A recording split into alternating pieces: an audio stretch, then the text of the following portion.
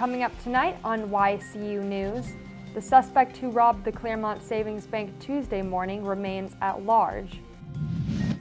Unity School Board opts to give architect Scott Vaughn another month to complete the overdue project. And drivers are urged to take caution with today's rain possibly leading to icy roads. For more news, weather, and sports, it's time for YCU, your local view. Now, your daily digest of the Dartmouth-Lake-Sunapee region and central Vermont. News, sports, weather, public affairs, and all that's happening in our area. The news on YCU, your local view. Good evening, and welcome to this Wednesday edition of YCU News. I'm Rose Spillman. The search for the man, the suspect who robbed the Claremont Savings Bank Tuesday morning, remains at large. A masked man entered the Maple Avenue branch of the bank shortly before 11 a.m. He flashed a gun and demanded money from the 4 employees inside the bank. Claremont Police Chief Alex Scott issued additional photos that show the man inside the bank. No one was injured, police report.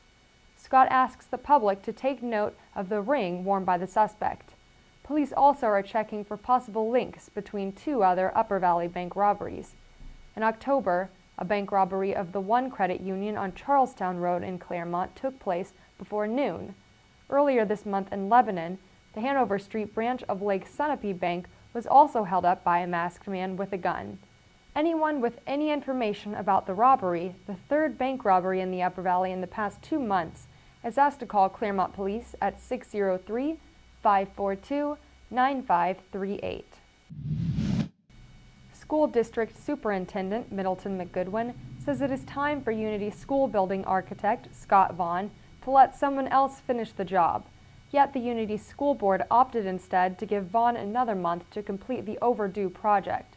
It will cost about another $1 million to finish the new K through grade 8 building, the Valley News reports.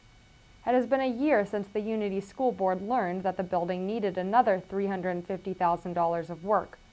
This after the 2010 vote by Unity taxpayers to spend a $4.7 million to build a new school. Earlier this month, Unity residents, town leaders, and McGoodwin learned more money is needed to finish the school. Now Vaughn has lost the confidence of McGoodwin. Vaughn has until December 31st to get work going again on the site. Work ceased this summer after the state fire marshal ordered questions about the school's construction answered. After the break, we'll hear why motorists are urged to take caution while traveling today and tomorrow, and what features separate shopping local from shopping at big box stores. The YCU News continues in a moment. Welcome back to YCU News. I'm Rose Spillman. I-91 northbound between exit 5 and 6 in Vermont is reopened after an accident closed the highway for several hours this morning. Vermont State Police report a tractor-trailer jackknifed on the road. Northbound traffic was blocked. Police set up detours to guide motorists from the highway to Route 5.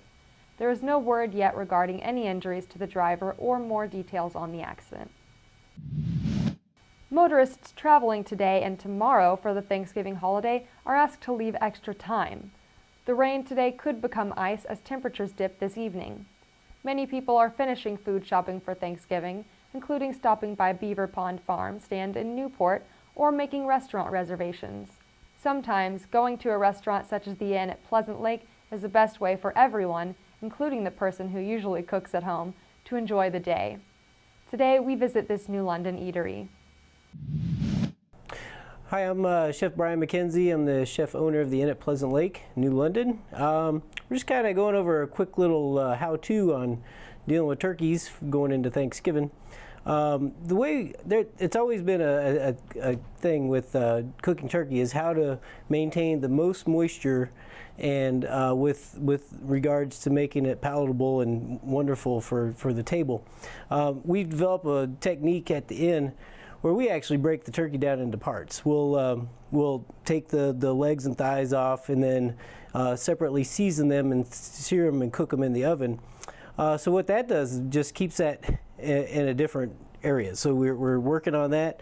Once that's done, we actually shred the meat, and that's a side actually to our main dish. And then with the turkey breast, what we do is we take it off the carcass, and then we kind of open it up and we'll stuff it and roll it back up and put the skin over it. We call that a turkey ballotine.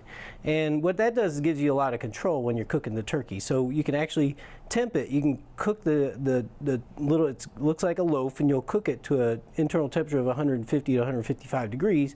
Take it out, and that gives it time to carry over cook, so you're not overcooking it, and then it also gives that little turkey roulade time to rest. And so everything's cooked all the way through. When you keep the bird whole, generally you have to cook the turkey so that you get the dark meat to a certain temperature, and generally what that does is you overcook the white meat, and that's why you get a dryness. So I challenge you, if you want to take it apart and do it the two separate ways, cook the dark meat aside from the white meat, and then the dark meat, once it's shredded, you can also cook it again by sauteing onions, add the dark meat, and put a little bit of that turkey stock on there, and that just makes a wonderful topping on top of your white breast roulade that has stuffing in it. All right, and good luck, and enjoy cooking the turkey this year. If you're one of the eager shoppers waiting for Friday, keep in mind that the features that separate shopping local from shopping at a big box store. It is service and helpful tips that mark the difference between shopping at smaller stores throughout the Dartmouth-Lake Sunapee region. This personalized, customized help by the staff of a local business typically is the best gift you can give yourself as you shop for family and friends. Today, Penny Morano of the New London Area Chamber of Commerce tells us more about this feature. The kickoff to the holiday season starts this Friday, and one of the questions that we've been asked is, how do we compete as a small business against those big box stores? The first thing that I can say about New London is you are going to find the best customer service in the area. All of our stores are small, independent businesses that love to help their customers and show them what all their new products are and help them find the perfect gift for the holiday season. You're not going to find that in a big box store. The second thing is that we are going to stand behind our products and make sure that you and the recipient of the gift are happy. So we'd love to keep you in town. The most important thing, too, is we want to thank you. This is our way of thanking you. This is the little yellow card. The yellow card is going to be punched every time you spend money in town, and in return, you have the opportunity to win prizes, which is just our way of thanking you for shopping locally. So thanks again for shopping in New London. We appreciate it. While you may be relaxing in front of the TV after a Thanksgiving meal or out shopping on Friday, keep in mind that not everyone is as optimistic about the upcoming holiday shopping season. A poll taken by New England College in Henniker says many New Hampshire residents are leery of spending too much on holiday gifts. The economy remains in recovery from the Great Recession of 2008, and for shoppers who choose to get a head start on Thursday, Thanksgiving Day, not everyone is in agreement with this growing trend.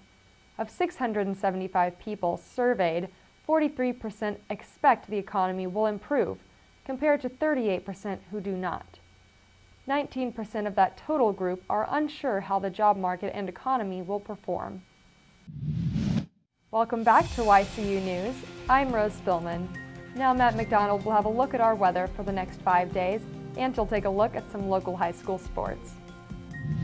Thanks, Rose. Make sure you dress warm for Turkey Day, because tomorrow we're expecting highs in the 20s and a low of 12 degrees. Friday, the sun will be back out with a high of 26 degrees and lows in the teens. Saturday, if you aren't planning another day in the mall, make sure to layer up as we have highs in the 20s with a low of 19 degrees. Sunday, be careful in your holiday travels as we're expecting snow with a high of 35 degrees and lows around 27. Monday we'll have highs again in the 30s with a low of 26.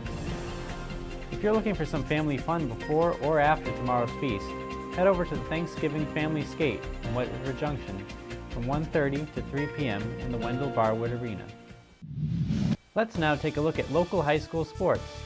Last Saturday was the Division III football championship game where the Stevens Cardinals took on the Bow Falcons.